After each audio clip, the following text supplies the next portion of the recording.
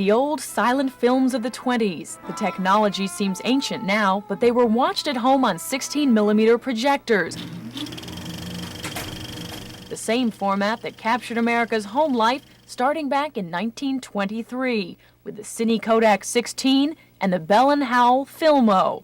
The International Museum of Photography in upstate New York documents the history of film. 16mm, it was pretty much in use for about 20-25 years, but it was expensive enough so that really only well-to-do people could use it in the Depression. A 8mm system was introduced in 1932, but it really doesn't take off for a mass audience use until after World War II, and it's only at that point that a large middle class can afford to buy these kinds of consumer goods. And in 1948, Kodak introduced an 8mm camera that was very inexpensive. The film was very cheap, and from that point on, baby boomers were documented moment by moment. But it wasn't until 1963 that the American public felt the full impact of home movies. The camera ran at 18 frames per second. The assassination of President John F. Kennedy, captured by Abraham Zapruder, a Dallas businessman. Likely the most famous home movie, the turning point when the American public saw the potential power of amateur filming.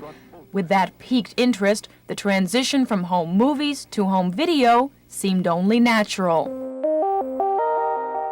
What brought it on was, of course, economics.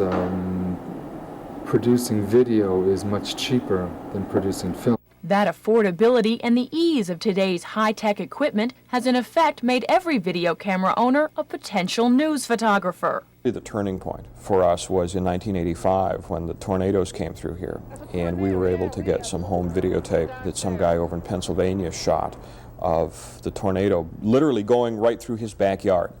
And I think it was at that point that everybody really understood the potential in all of this. And electronic images systems are only going to improve. Who knows, someday we might have video systems that work on CD-ROM and just diskettes and don't even use tape anymore. People just want to document their lives in some way. I mean, they do it in photographs, and somehow moving images are something special.